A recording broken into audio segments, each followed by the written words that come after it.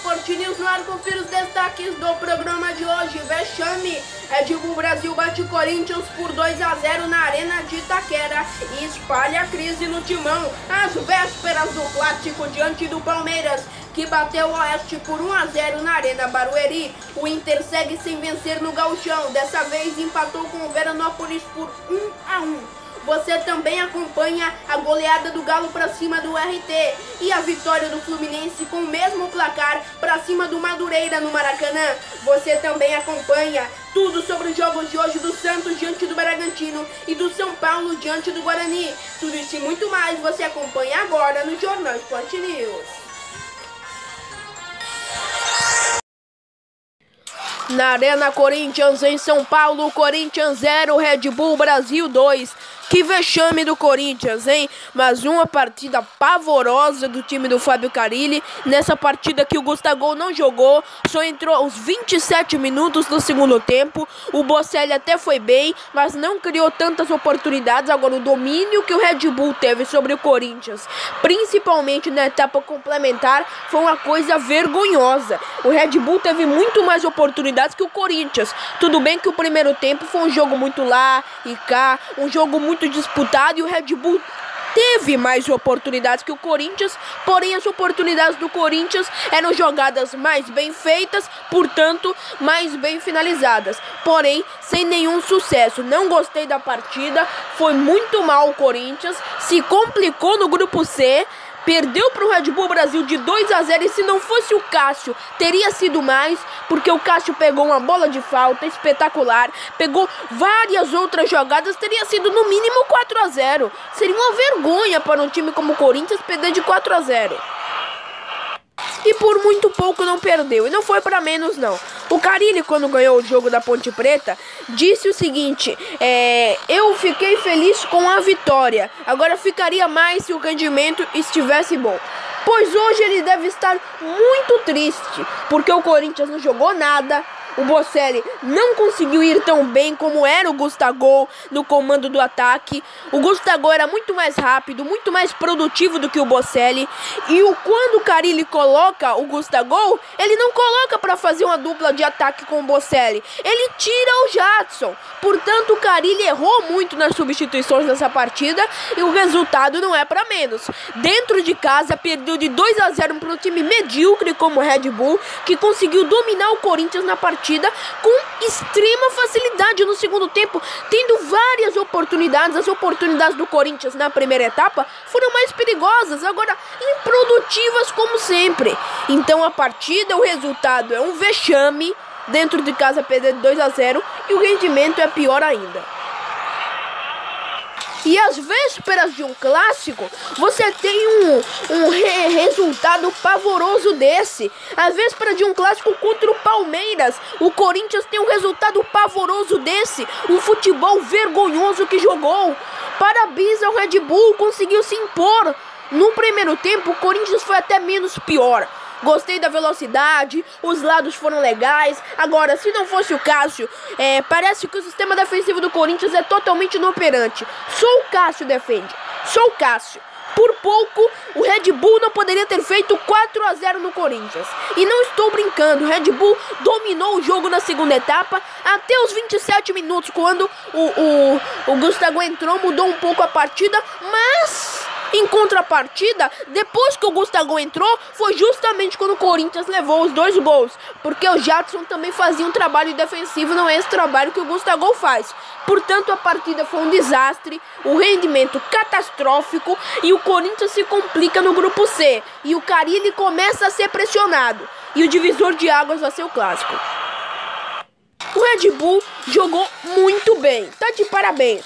Conseguiu um excelente resultado, ganhou do Corinthians dentro da Arena de Itaquera, que é um feito muito difícil. O Carille errou ao colocar o Bocelli e não colocar o Gustavo. Gustavo é titular absoluto, Bocelli tem que brigar pela vaga. Já não tinha gostado da atuação dele diante da equipe da Ponte Preta e não gostei hoje também, não deu um chute no gol. Se ele não consegue entrar na área, pelo menos dá um chute no gol, né? Ele deu um chute no gol. É uma vergonha, ele é um atacante. Ele não deu um chute no gol. Que coisa vergonhosa pro Corinthians, se o divisor de águas vai ser o clássico. Se o Carille não ganha o clássico, a coisa fica muito feia pro Corinthians no Campeonato Paulista. E se não fosse o Cássio, né, a coisa teria sido ainda pior, porque o Cássio defendeu bolas espetaculares, porque ele é um excelente goleiro, e ele vem ajudando muito o Corinthians, que apesar de uma campanha vexatória no Campeonato Paulista, se não fosse o Cássio, teria perdido esse jogo de 4, e aí a vergonha seria muito maior. Aconteceu, características dos adversários e tudo mais, mas faltou uma concentração, uma atitude melhor do nosso time, né? E já falando do clássico, ele é motivante de qualquer situação, pode ter certeza que independente do resultado de hoje, a motivação e a vontade de fazer um jogo desse vai ser sempre grande. A gente espera sempre evolução, a gente sabe que criar sempre demora um pouco mais, mas hoje a gente tinha que ter sido melhor nessa questão, né? Foi muito abaixo, muito apático, aceitando muito fácil os lances de erro, muitos erros simples, né, principalmente de passe, não colocando o companheiro numa situação boa para receber uma bola e dar prosseguimento na jogada, né, dando um passe apertado. Isso mostra que a gente foi muito desconcentrado, né, e aceitando muito um jogo onde o Red Bull conseguiu controlar o tempo todo. O Gustavo e o Bozelli juntos foi uma opção hoje mais por como estava o jogo, ou pode ser uma dúvida, eles podem jogar juntos, começar juntos numa partida? Não, muito difícil iniciar com os dois, pela característica, né? Então, com essas características, sempre, a não ser que a gente mude nossa forma de trabalhar, nossa linha de trabalhar, mas a princípio não vejo os dois iniciarem juntos. Carille, a gente viu, né, o Wagner Love chegando, já tem essa dor de cabeça, né? Ou o Gustavo, já que você falou que eles não podem jogar junto com o Bozelli. E o Wagner Love, ele pode jogar mais pelo campo e jogar com esses dois jogadores, com qual você acha que combinaria mais? Ainda não sei, não fez nenhum treino com a gente ainda, né? Mas já é outra característica, estava jogando assim no Besiktas, fez vários jogos assim, jogando perto do 9, e essa é a ideia. Então deixa ele começar a treinar mesmo com a gente, para a gente ver aquele que fica melhor para o Corinthians. Campeonato Paulista, Oeste 0, Palmeiras 1, seja titular, seja o time reserva, seja com Daverson ou Borja no ataque, com Praz, com Everton no gol, o Palmeiras segue vencendo as partidas, jogando bem, dominando os seus adversários, com o gol do Felipe Pires, bateu o Oeste por 1-0, mas não foi um jogo tão fácil. O Oeste teve por certos momentos o domínio da posse de bola da partida e das oportunidades perigosas do jogo, mas o Palmeiras conseguiu controlar no geral, manter uma base de equipe e vencer o jogo.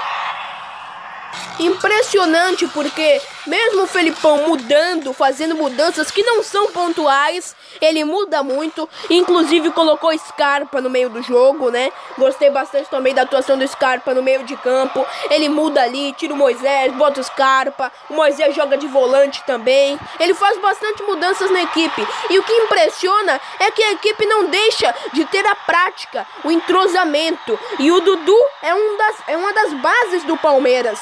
Ele é um jogador muito rápido e vem dando a impressão que é Dudu mais 10 nessas primeiras partidas do Campeonato Paulista. Porque o Dudu é um dos poucos jogadores que não é tirado da equipe titular. Porque na outra partida foi o Jailson, diante do São Caetano. Agora foi o Everton.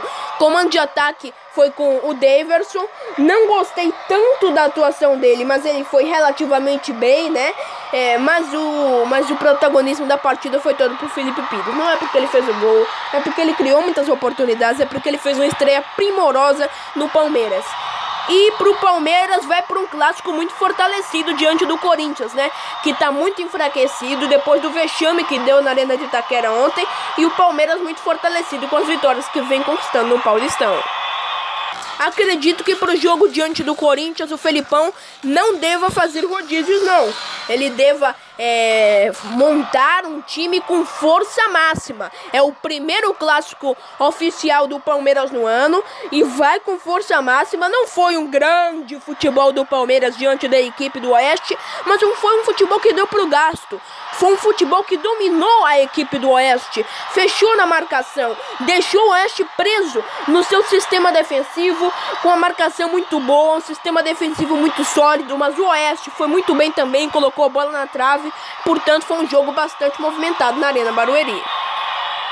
E a torcida fica muito animada, é claro, porque mesmo o Felipão fazendo esses rodízios para deixar a equipe com uma forma física legal e testar jogadores novos que chegaram, ainda tem uma vaga aberta de jogadores para o Palmeiras. Esse jogador provavelmente será o Ricardo Goulart, e esse time ainda tem como melhorar. Portanto, a atuação já foi boa, não foi um jogo tão fácil como muitos esperavam. O Oeste obteve muita posse de bola no final do primeiro tempo, obteve um certo domínio, colocou a bola na trave no início do segundo, depois do gol do Felipe Pires. Mas no geral o volume foi palestrino. Palmeiras fez muito volume na partida, né? Teve mais posse de bola, conseguiu tocar bem a bola. Eles não erram um passe, né, para avisar pro Danilo Avelar que o Palmeiras não está errando um passe. Parabéns aos laterais, ao meio campo. A equipe é muito rápida, cria contra-ataques com muita facilidade. Mas você vai dizer, diante do Oeste. Sim, mas podemos utilizar outros exemplos diante de times que o Corinthians, por exemplo, não conseguiu exercer o domínio do Palmeiras que teve na partida. O Palmeiras foi muito bem no jogo. Então ficou assim. A próxima rodada teremos Corinthians e Palmeiras. Palmeiras voando, jogando bem, indo muito bem no Campeonato Paulista. Não faz mais que obrigação, porque tem um grande elenco, sim. Tem 3 times, na verdade. E que se colocar qualquer um dos 3, se faltar alguma peça, se tiver lesionado, não tem problema nenhum. Os 3 times, porque pra mim o Palmeiras tem 3 times. Um que é montado por o Everton no gol, outro por Praz, outro pro Jailson. O Palmeiras pode mudar todas as peças do elenco, que vai seguir tendo muita qualidade, vai seguir jogando bem e vai seguir ganhando. Parabéns ao Palmeiras por essa partida diante do Oeste. A minha preocupação, né? Se o Corinthians vai com a derrota, minha preocupação é o Palmeiras. O Palmeiras venceu, conseguiu o número de pontos que lhe dá uma possibilidade de classificação na chave. Provavelmente em 4 jogos é a metade do número que a gente classifica. O Palmeiras está evoluindo tecnicamente, com as mudanças que a gente vem fazendo e com o estilo que está se aproximando daquele normal que a gente sempre jogou. E eu acho que nós tínhamos que fazer hoje aqui foi bem feito. O jogo, enfrentamos uma equipe que é bem estruturada, bem organizada, e conseguimos os pontos que pretendíamos, que eram os 3 pontos.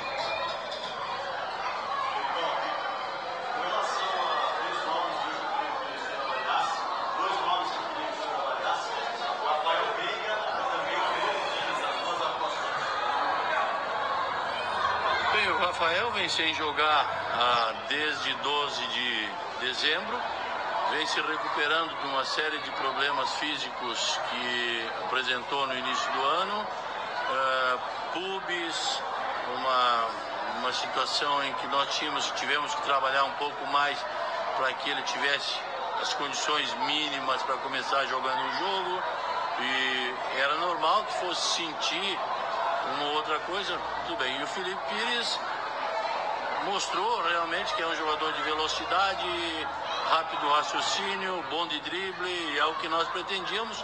Entrou muito bem no jogo, fez aquilo que taticamente é muito evoluído, sabe ler o jogo.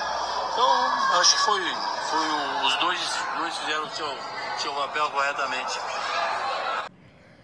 Campeonato Carioca, Portuguesa 0, Vasco 1, e o Vasco tá indo muito bem no Campeonato Carioca, hein? Até agora invicto, indo muito bem no Cariocão. Agora, tem condições de se jogar num gramado desse? Que coisa horrível.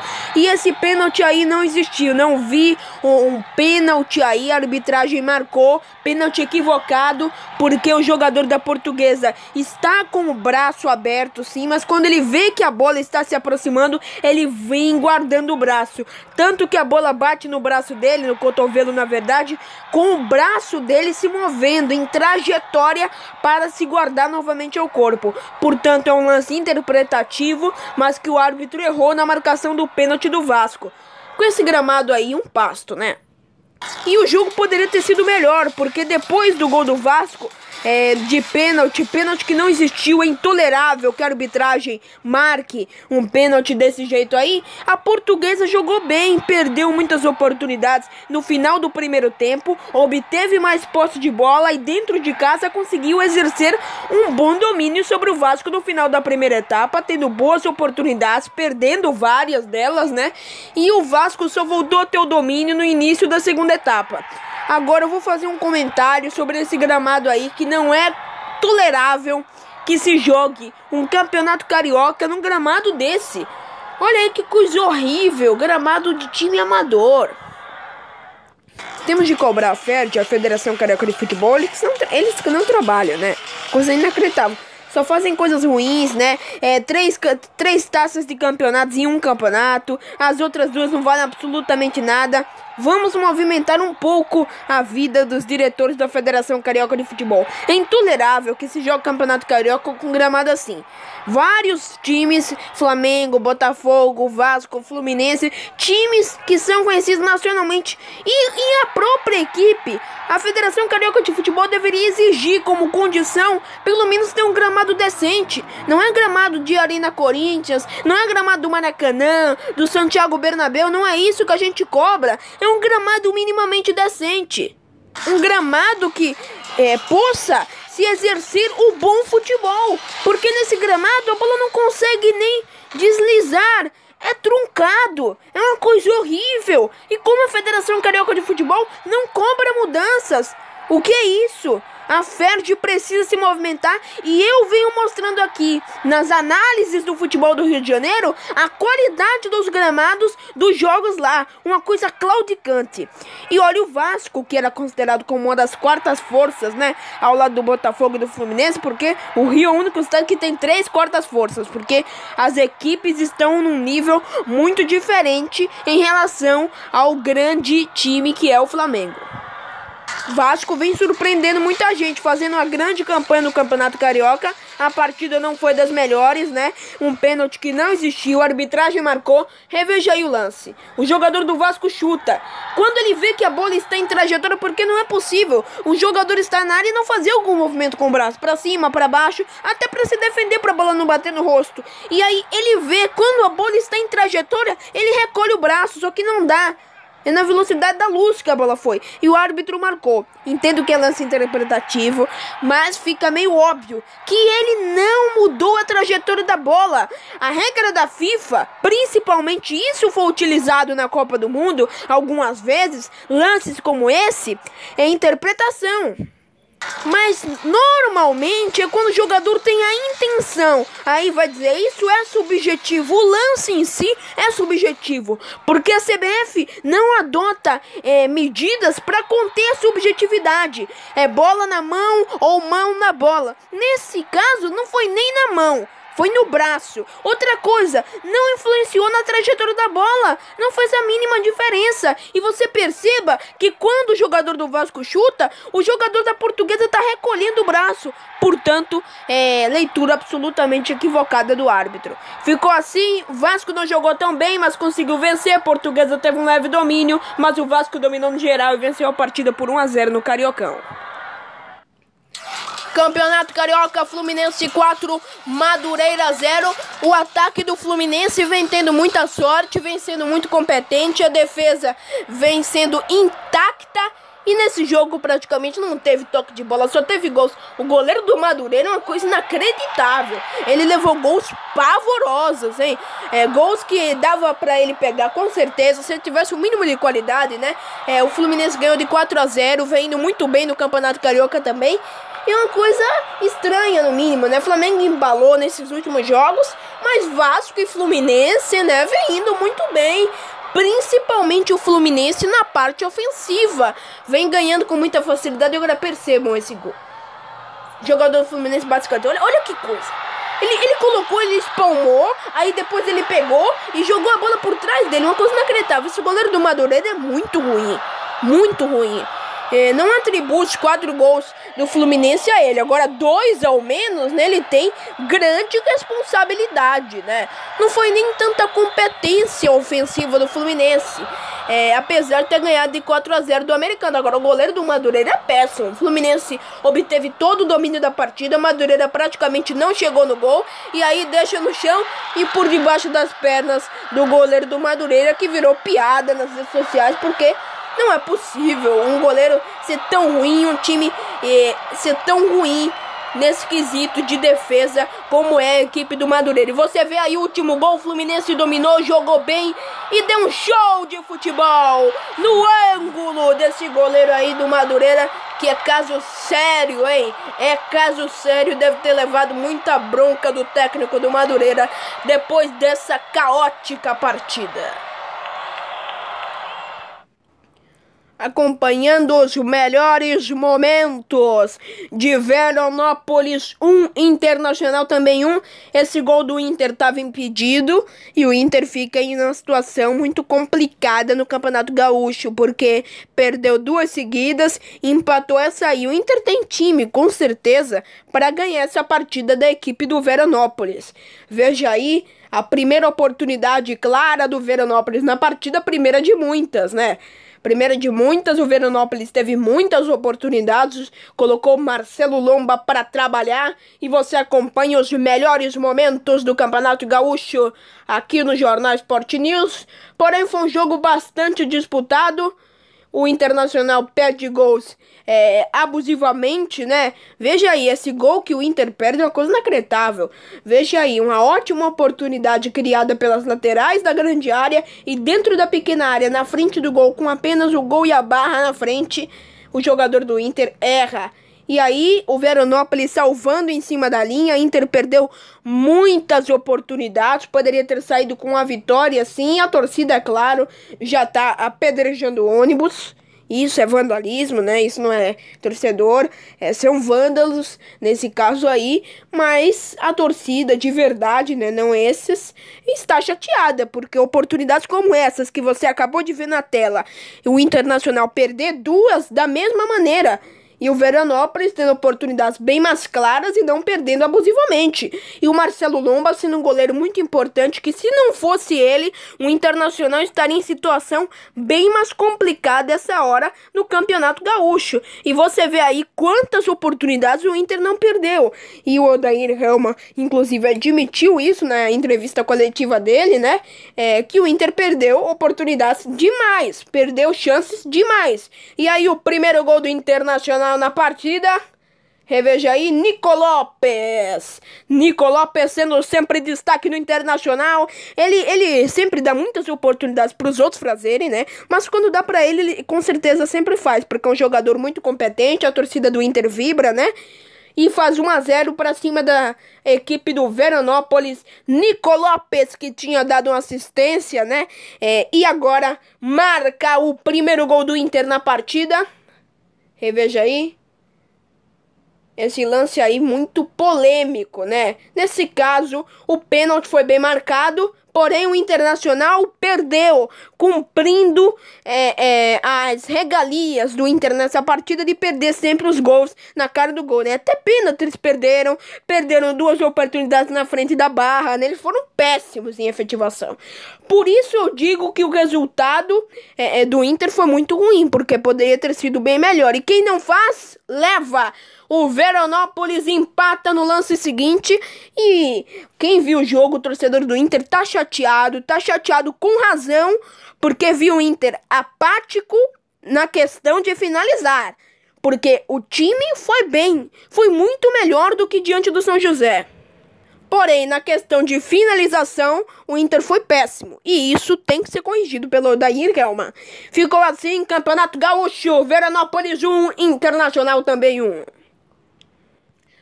Atlético Mineiro 4, o RT 0.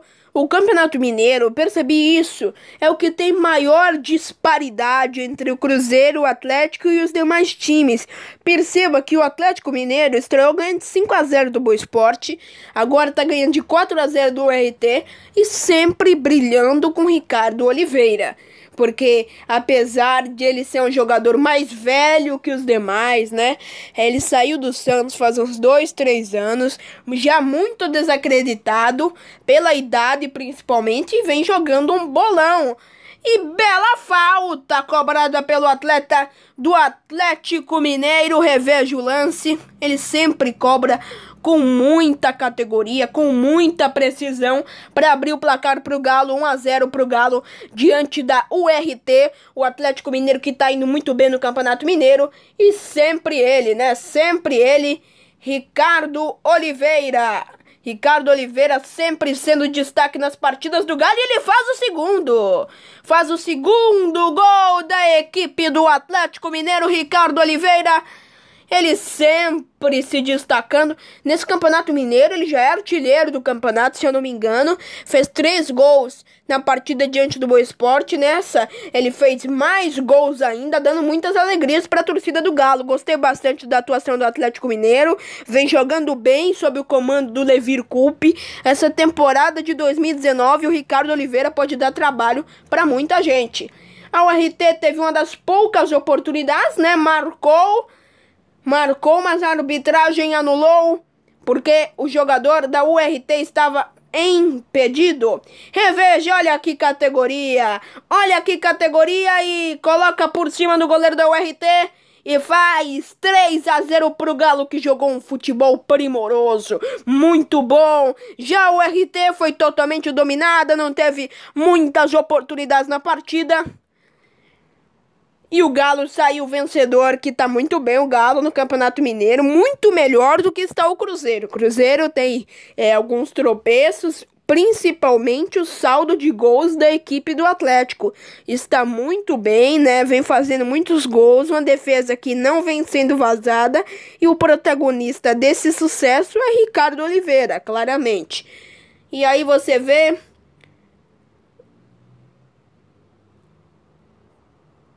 o lance em que o jogador da URT tira em cima da linha.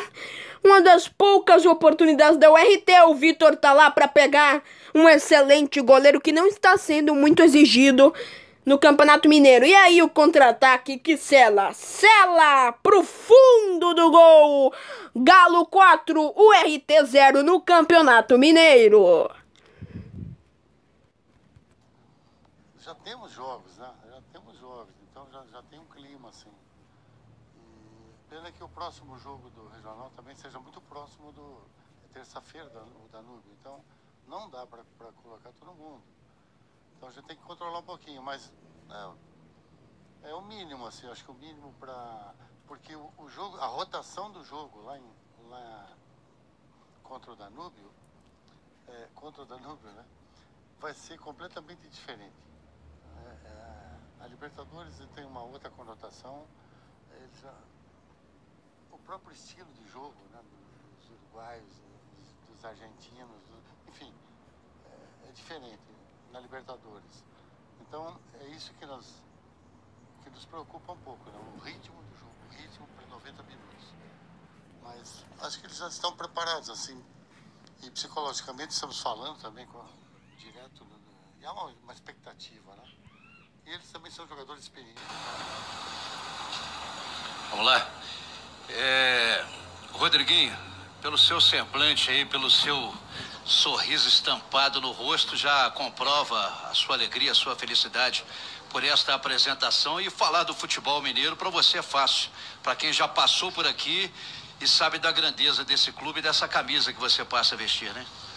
Primeiro, boa tarde a todos. Realmente, como você falou, né, tá estampado no rosto a felicidade de poder estar num grande clube como é o Cruzeiro, de poder ter a possibilidade de representar essa camisa, de ter sido muito bem recebido pela torcida, pelos companheiros, pela diretoria. É uma alegria imensa, né? Poder representar toda uma grande nação como é, e o clube que tem uma história maravilhosa. Um time muito competitivo, então eu chego sabendo que a possibilidade de sermos mais felizes ainda aqui é muito grande. Pelo que o time já demonstrou nesses anos anteriores, é um time que sempre briga por títulos. E eu venho para somar e espero poder ter alegrias e poder dar alegrias também a todos. Bom, quem escala é o Mano Menezes, ele tem um esquema tático da equipe, mas aqueles especialistas, né, que gostam de desenhar o posicionamento dos jogadores, existe alguma coincidência de posições entre você e o Thiago Neves? Alguma semelhança de características? E se é possível ambos atuarem juntos, jogarem juntos? Claro que, repito, a missão é do Mano Menezes, mas da sua boca isso é possível? Verdade, como você mesmo falou, né? O Mano, que é o treinador, ele que vai decidir. E com a experiência que ele tem no futebol, ele não me traria se ele não achasse isso possível, né? Já provamos em outras oportunidades. Vou até citar um exemplo aqui do meu antigo clube, o Corinthians. Eu e o Jadson praticamente fazíamos a mesma função e provamos a todos que poderíamos jogar juntos, e foi uma parceria de muito sucesso. Assim como eu espero que aqui aconteça também. Você falou do Thiago, mas é um time muito qualificado, né? São muitas peças, muitas reposições, muitos jogadores que podem fazer a mesma função. Então cabe a ele decidir quem está melhor, qual é a melhor forma que ele vai achar para jogar. Sabendo que quem tem a ganhar com isso é o Cruzeiro, então tá todo mundo aqui pronto para poder fazer o seu melhor e ele que vai decidir. Chega em que condição para o clube? Rivais históricos São Paulo e Guarani se enfrentam na possível estreia de Hernanes. Dois grandes clubes com histórias vitoriosas que atualmente buscam suas redenções e um reencontro com o caminho das glórias. Nesta quinta-feira, no estádio Paulo Machado de Carvalho, às 21 horas, hora de Brasília, São Paulo e Guarani medem forças pela quarta rodada do Paulistão, a fim de apagarem a imagem negativa deixada na última rodada. O tricolor pode ter ainda a estreia de sua principal contratação na temporada, na opinião de muitos torcedores, né? Na minha opinião, não é a maior contratação da temporada. A maior, financeiramente e tecnicamente, é o Pablo. Anunciado em janeiro de forma definitiva, o Profeta atuou no primeiro tempo dos últimos jogos da Copa da Florida Cup. No Paulistão, entretanto, o meia ainda não foi utilizado e segue com um planejamento especial para seu recondicionamento físico, a fim de estar 100% na partida contra o Talleres da Argentina na Copa Libertadores. Dessa forma, a expectativa de que o camisa 15 atue alguns minutos na etapa complementar. A estreia de Hernanes, aliás, é uma das tantas dúvidas na escalação do São Paulo. Já de olho no duelo pela competição continental, no dia 6 de fevereiro, a comissão técnica deve preservar os atletas utilizados nos 3 jogos dos estaduais. Everton, por exemplo, que atuou 90 minutos em todos os jogos até aqui, deve ficar de fora. Outro que também pode ser desfalque é Nenê, também por desgaste físico. De certo, o tricolor não poderá contar com Brenner, que se recupera de uma lesão no bíceps femoral da coxa esquerda. William Farias e Birubiru, por sua vez, devem retornar depois de desfalcarem o time contra o Santos. O volante se recuperou de uma pancada na panturrilha, enquanto assim como o atacante, que sofreu uma indisposição estomacal. Dentro do São Paulo, o discurso de resposta rápida depois do revés sofrido para o Santos no clássico do último domingo, quando André Jardine viu seus comandados serem dominados pelo time de Jorge Sampaoli. Por isso, Bruno Pérez alertou para o foco nos 2 compromissos que restam pelo Paulista antes de pensar no duelo da pré-Libertadores. O lateral disse o seguinte, abre aspas, Não se pode tratar Guarani e São Bento como times mais fracos que o Talleres, porque são dois rivais que, em caso de derrota, vão fazer isso virar meio que um inferno. A gente tem que ter consciência que são duas partidas importantes que precisam da nossa atenção. Depois desses jogos, aí sim, temos que virar a chave para fazer um grande jogo na Libertadores, fecha aspas, disse o atleta tricolor. Do lado do Guarani, as palavras da vez são regularidade e recuperação. Depois de uma estreia com derrota para o Bragantino, os comandados de Osmar Loss superaram o Corinthians em pleno brinco de ouro na segunda rodada. Inacreditável, o Loss ganhando do Corinthians, né? Ele sempre faz isso, né? Ele derrotou o Corinthians ano passado, né? Conseguindo acabar com o Corinthians tecnicamente e taticamente, e ganhou do Corinthians no outro lado do adversário. Na minha opinião, no profissional, ele sempre foi um adversário do Corinthians, né? Só foi mais uma vitória. No último fim de semana, porém, o Bugre voltou a sair do campo derrotado, dessa vez para o Oeste por 2-1, novamente dentro de seus domínios. Mesmo com o revés recente, a expectativa é de que Osmar Loss permaneça com o time que foi derrotado para o Oeste. E um desses atletas titular nos 3 compromissos é o meia Ricardinho, que concedeu entrevista coletiva e enfatizou o objetivo do Guarani de se classificar para a segunda fase. Sobre o tabu de não vencer o São Paulo, desde 1997, o bugrino ressaltou a necessidade de ser quebrado. Ele disse o seguinte, abre aspas, a gente acredita que tem que ser tudo, que tem tudo para fazer um grande jogo. É um campeonato muito equilibrado, muito difícil, e nosso objetivo é a classificação. Por isso, temos que construir passo a passo. Fecha aspas. Disse, abre aspas, quanto marcada, quebramos o tabu. E se Deus quiser, vamos quebrar esse tabu contra o São Paulo. A gente sabe que tem condição. Fecha aspas, completou Ricardinho.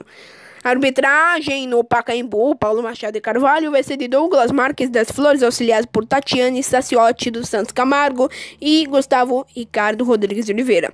Provável escalação de São Paulo de André Giorgini, Thiago Volpe, Bruno Pérez, Arboleda, Anderson Martins, Bruno Alves, Reinaldo, Jusilei, o Lisiero. Aliás, eu gostaria de comentar sobre o Lisiero rapidamente. A mãe do Lisiero colocou no Instagram, hashtag Lisiero titular. Ela fez uma montagem porque a faixa que o jogador estava segurando na foto, inclusive que muita gente já viu nas redes sociais, era em homenagem às vítimas do Holocausto. Portanto, já começou mal por aí. Outra coisa, quem decide a titularidade é o Jardine, ele é que é o técnico. Entendemos que a mãe sempre acha que o seu filho é melhor. De fato, o Lisiero é muito melhor do que alguns jogadores que estão, mas não é objetivo que o Lisiero seja titular dessa maneira, porque prejudica ele tecnicamente e psicologicamente no grupo, né? Porque fica pressionado e isso não é legal. Hudson, Nené ou Everton Felipe, Elinho, Diego Souza e Pablo, o técnico André Giorgini. Guarani, do Osmar Loss, Giovanni Fabrício Ferreira, Diego Jareta, William Matheus, Fernandes, Ricardinho, Inácio, Rondinelli, Felipe Amorim e Diego Cardoso, o técnico Osmar Loss. Guarani é perigoso, mostrou toda a sua qualidade diante do Corinthians, né? Apesar de ter sido um jogo muito ruim do Corinthians, o Guarani tem certa qualidade sim. Portanto, demanda atenção do São Paulo, tem que ter atenção, mas acredito que o São Paulo vence essa partida. Tem mais qualidade técnica para isso, principalmente com a entrada do Hernandes para fortalecer o meio campo de São Paulo, que já é excepcional. Vai jogar com o Pablo, que está indo muito bem no Paulistão, portanto, eu acredito em vitória do São Paulo, 2-0 para cima do Guarani. Invicto, Bragantino recebe a sensação Santos pelo Campeonato Paulista. Bragantino e Santos farão um confronto de duas equipes em boa fase no Campeonato Paulista, nesta quinta-feira, às 7h15 da noite, hora de Brasília, no estádio Nabi Abichedi, pela 4ª rodada. Sensação com 100% de aproveitamento e bom futebol apresentado pela equipe dirigida por Jorge Sampaoli, o Peixe terá um desfalque importante. Diego Pituca, suspenso pelo 3º cartão amarelo. A expectativa é manter o nível e seguir com a defesa intacta. Luiz Felipe disse o seguinte em entrevista coletiva, aspas, não só a defesa, o time vem em um bom momento, estamos muito felizes por esse início, treinamos firme para manter a pegada com o mínimo de gols possíveis e o máximo feito. Estamos muito felizes pelo momento, fecha aspas, disse Luiz Felipe. Com a vitória e 2 empates na liderança do Grupo C, à frente do Timão, o Bragantino não contará com Adenilson e Jonathan, com lesões no tornozelo e joelho, respectivamente. Clauber deve ganhar chance como titular. O técnico Marcelo Veiga disse o seguinte, abre aspas, o Santos jogou de uma maneira contra o São Bento e de outra contra o São Paulo. Ele é um treinador inteligente, estratégico, mas a minha motivação é como se estivesse enfrentando qualquer outro. O Santos é um time que está em um grande momento. Temos que saber o nosso limite. Não adianta sair do nosso limite. Temos que ter os pés no chão, mas ciente de que podemos surpreender sim. Lá no campo é 11 contra 11. Estamos vendo opções para surpreender. Fecha aspas, afirmou o técnico Marcelo Veiga do Bragantino. Em 2018, o Bragantino venceu o Santos por 1-0 na Vila Belmiro, com gol de Guilherme Mates. Rodrigão perdeu um pênalti no último minuto. A arbitragem vai ser de Lucas Caneto Belotti, auxiliado por Daniel Luiz Marques e de Daniel Paulo Zioli. Provável escalação do Bragantino do técnico Marcelo Veiga, que promete surpreender o Santos, hein? Alex Alves, Itaqui, Lázaro, Edmar e Léo Rigo. Magno, Clauber, Rafael Chorão, Vitinho, Wesley e Matheus Peixoto. O técnico é Marcelo Veiga. E o Santos 100% de Goga Sampaoli, Vanderlei, Vitor Ferraz, Aguilar, Luiz Felipe, Gustavo Henrique, Copete, Alisson, Carlos Sanches, Jean Mota, o venezuelano Soteldo e Derlis Gonçalves, comandados por Gorka Sampaoli. São duas equipes que estão indo muito bem, inclusive o Bragantino no grupo do Corinthians, né, que deu aquele vexame ontem diante do Red Bull Brasil.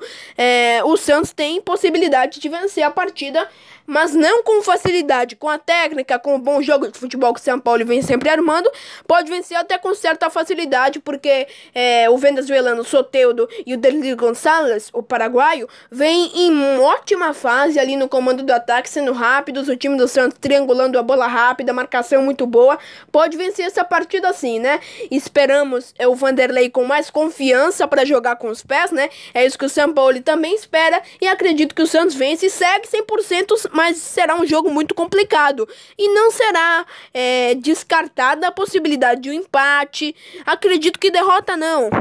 Primeiro acho que o Santos vai vencer o jogo, mas uma possibilidade de empate não é descartada. Derrota eu já acho muito complicado, mas que também não seria tão ruim, já que o Santos tem 9 pontos e tá 100% até agora. Para mim o Santos vence por 1-0. Gol do venezuelano Soteldo.